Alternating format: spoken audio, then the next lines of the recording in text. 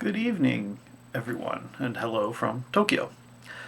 I thought it might be fun to talk about an upcoming event that haven't heard too much about on English-speaking Twitter, but I'm pretty excited for, and that's the Fighters Crossover Japanese National 3-on-3 tournament. It says here it's number one, and of course, look at this great art here. This guy's coming at you saying, we're gonna do it. So this is the first Fighters Crossover National Tournament. That's what it says. It's number one there. But that's kind of funny because back in March of 2024, they ran the zeroth tournament, which I guess, maybe it was a test run or whatever. But this was kind of the same thing at a little bit smaller scale. So I guess not everybody knows about Fighters Crossover. So what is Fighters Crossover? They've got this website here, fighterscrossover.com. Pretty easy to remember. Relatively new, by the way, too. So Fighters Crossover is essentially the weekly local at Akihabara Esports Square that Kagechi started up in 2016. And that ran from 2016 to 2020. Then Corona happened, kind of shut down. And specifically, it was started by Kagechi. He organized that. And at the time, this was a really big deal because Street Fighter 4, everyone played that in the arcades, and it was a primarily arcade-based game. So, you kind of knew where the big arcades was. You had your local things. Maybe you'd go down to the Taito station at Shinjuku and the eastern gate if you wanted to play the big players. But everyone played in the arcades, really. And when Street Fighter 5 came out, they didn't start with an arcade version, which is what had always happened in Japan. And so everyone was kind of thinking, what are we going to do? Where are we going to play this game? And so Kogechi saw a need and started up Fighters Crossover as a Street Fighter 5 local. And it was really popular and ran weekly for quite a long time.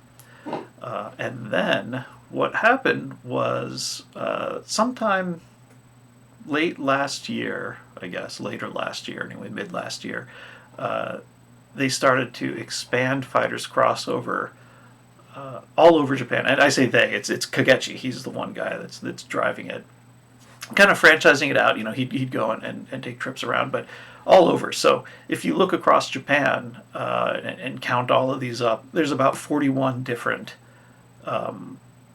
locations that he's started running with cooperation of other people, and they run at different cadences. Some of them are monthly, some of them are bi-weekly, some of them are weekly, some of them are irregular. But the idea there is to get a local spot for people to play and sort of bring up the local community. And as part of that, what Kagechi is organizing now, and this is going to happen on the finals are on February 16th with the last chance qualifier on February 15th, is a 3-on-3 tournament. A big 3-on-3 tournament. And you can see here, it's about 30, I think it was 32 teams. It might be down one or two, because I know he canceled one or two of the locations. But, I think we'll have 32 teams of 3 people. Street Fighter 6. It's going down at the Ashwinder Esports Arena, which is in Takaranobaba, if I recall. On February 15th is the last chance qualifier, and then February 16th is the actual tournament. And it'll be streamed. Should be lots of fun. I doubt that there's going to be any English commentary, but maybe Juna will do a video afterwards. He's really good at that kind of thing. And also this time, there's a lot of support from various vendors, and I know I have seen that he's tweeted on Twitter that they're going to have some monitors from the IO Data people, and Hori's going to be there, Punk Workshop, Victrix. They have booths. I mean, it was actually fun to go and spectate last year. So what I wanted to do was to maybe run through some of the teams that are notable, and just give you some information on that. We could just go down through this whole list. That might take a while because there's a lot. These are all the people that have qualified. I have done a little bit of pre-work, and at least I can maybe show that. And of course, when I say show that, I just mean I've got an Emacs window here with some notes. I should also say that Kagechi, he started out as a Street Fighter 3 player, played Dudley. As far as I don't know what he was playing in Street Fighter 4. I know he was playing it, but maybe Dudley, I don't know. But he played Urien in Street Fighter V5.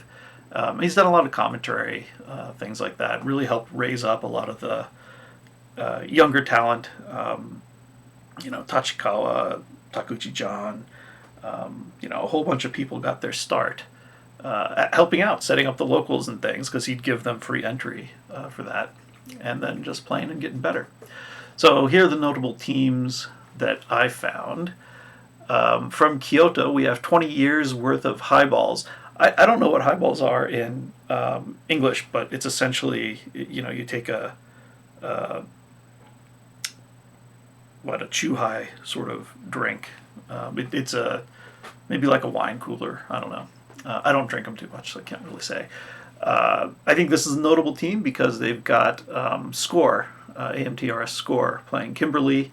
There's also Kiki Dalsum, and Sakuhani Jury there. We have out of Kanazawa the Imperial Assault Force with another Kimberly, Matsugoro, and Noble. Noble's pretty well known. Used to play Luke. I guess he's playing Akuma now, and Eda with Chun. Some of the locations have multiple qualifiers. So Osaka has had 2, Akihabara's. They'll have a third one actually next week, is the final Akihabara qualifier. Out of Osaka 1, you've got Team Nagoya with Narikun, Yuzupanzu, and Naun. So that's a pretty strong team. Yuzupanzu and Naun are both well known here. I think most people, maybe you've heard of Narikun.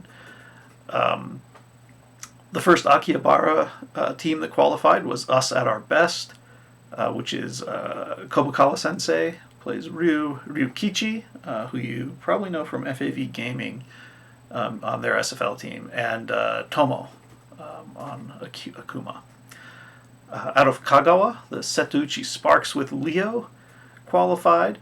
And from my point of view, they're notable because of Leo. So Leo's quite a young kid. I know he's in middle school. Maybe he's like 12 or 13, maybe something like that. But very good. Yeah, quite good. And he's paired up with Kincho Ryu and Ki. So that should be a fun team to watch. From Shizuoka, Fudo Style 1. So you can tell that some people are out there traveling, because Shizuoka, that's down near Mount Fuji. Definitely not anywhere near where Fudo lives. We've got Hikaru and Aki with Fudo's Ed and Tachikawa's Manon, another fun team to watch. We've also got out of Nagoya, their first qualifier. I don't really know the name of that team, but I'd translate it as one shot with Kami, Hinana, and KB. So KB is notable there. He's also on the Street Fighter League in Japan. Marumi Kami and Ki JP. Akiba 2 was Idaten. I didn't know what Idaten was. I had to look it up. It's a Buddhist temple guardian. So maybe if you know a lot about Buddhism, you'd know Idaten, but I do not. That's Mizuha on Kami, Kosa, Ken, and Aqua Blanca. So all 3 of them, I believe, are in Street Fighter League. Although Mizuha, I don't think he played too much this year.